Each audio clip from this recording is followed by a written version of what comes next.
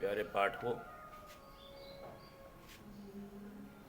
आज मैं अलंकार या अगले अलंकारों को आपको बताता हूँ।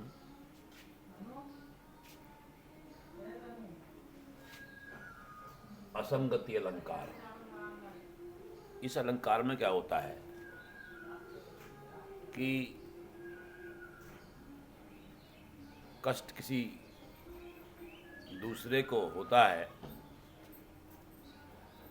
या घटना को अंजाम देने वाला कोई और होता है और उसका प्रभाव किसी और पर पड़ता है। यही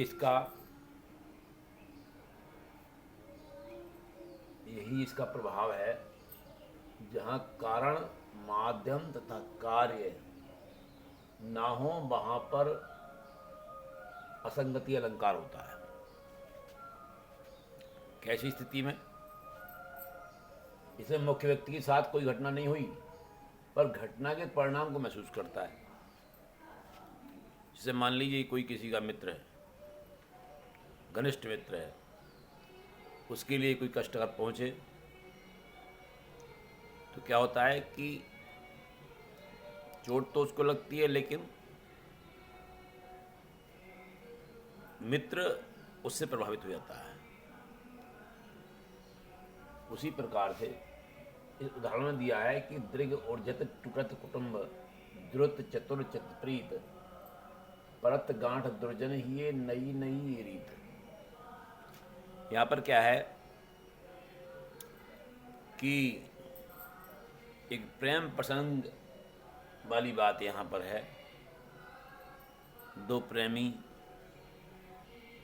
आपस में प्रेम करते हैं, प्रेम को अंजाम देना चाहते हैं, परंतु क्या है कि उनके जो कुटुंब वाले हैं उनको जब पता लगता है तो उसका पूरा प्रभाव उनके ऊपर होता है और वो इस चीज़ को लेकर के आपस में विवाद कर देते हैं। कहने का मतलब ये है कि वो तो दोनों जो मुख्य पात्र हैं वो तो अलग, वो तो केवल उस परिवार के सदस्य हैं जिन्होंने इस घटना को अंजाम दिया है, लेकिन प्रभाव कौन है? वो दो परिवार हैं। जैसा आपने आमतौर पर देखा होगा कि किसी की लड़की है, किसी का लड़का, और वो दोनों चले जाएं चोरी से और उन दोनों परिवारों में या तो दुश्मनी हो, दुश्मनी ना भी हो, तब भी विवाद खड़ा हो जाता है।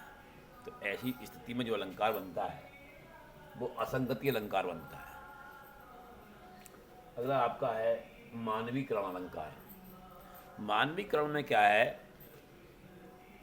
कि किसी वस्तु को आदमी के तरह से, मनुष्य की तरह से बताया जाता है, उसके गुण हो या कार्य हो।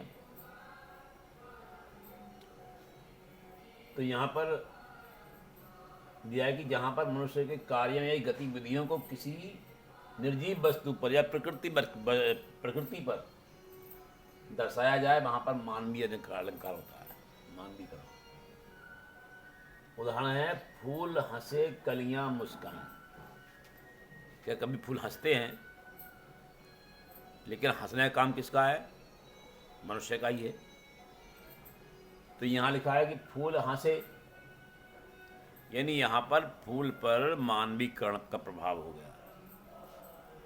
और कलियां मुस्काई, ये मुस्काना का काम भी कलियों का ही, आदमी का है, कलियों का तो नहीं है नहीं, लेकिन फिर भी क्या है, कलियों पर इसका प्रभाव, इसका एक रूप, आदमी के क्रियाकलापों का रूप जो है इस कलियों में भी दिखा दिया गया। अगला उदाहरण है सागर के उर पर नाच नाच करती हैं लहरें मधुर गान। सागर समुद्र होता है, उर कहते हैं हृदय, सीना, छाती। तो कहीं समुद्र का भी कोई हृदय होता है, परंतु यहाँ दिखाया गया है कि सागर के उर पर, हृदय पर करती हैं लहरें मधुर गान। नाचने का काम भी मनुष्य ही करता है और गाने का काम भी मनुष्य ही करता है, लेकिन क्या है, लहरों को गाते हुए बता दिया गया है। तो इस तरह से ये पूर्ण रूप से एक मनुष्य का प्रभाव इन पंक्तियों में दिखाया है। यही मानवीकरण है। इसका में एक उदाहरण है, उषा सुनहले तीर बरसाती जय लक्ष्मी सी उदित हुई। जैसे किसी के यहाँ लक्ष्मी का आवागमन हो, लक्ष्मी के समान सुनहले तीर बरसाती। तीर चलाने का काम किसका है? ये भी मनुष्य का ही है। कहने का तात्पर्य ये है, अब पराजित हुई काल रात्रि, तो पराजित कौन होता है? वो भी मनुष्य ही होता है। तो कहने का मतलब पूर्ण रूप से ये है कि जहाँ पर एक मनुष्य जैसे क्रियाकलाप यहाँ पर दिखाई देते हों किसी निर्जीव में या प्रकृति में, वहाँ पर मानवीकरण अलंकार होता है। इस चीज़ को हमें ध्यान रखना चाहिए। और ये आज आपके ये दोनों अलंकार मैंने आपको पढ़ा दिए, तो आपको मैं अगली कक्षा में और कुछ लेकर आता हूँ। और ये आप ध्यान से पढ़िए, देखते रहिए।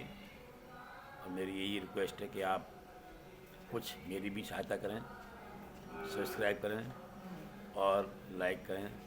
आपके लिए बहुत बहुत धन्यवाद और बहुत बहुत नमस्कार।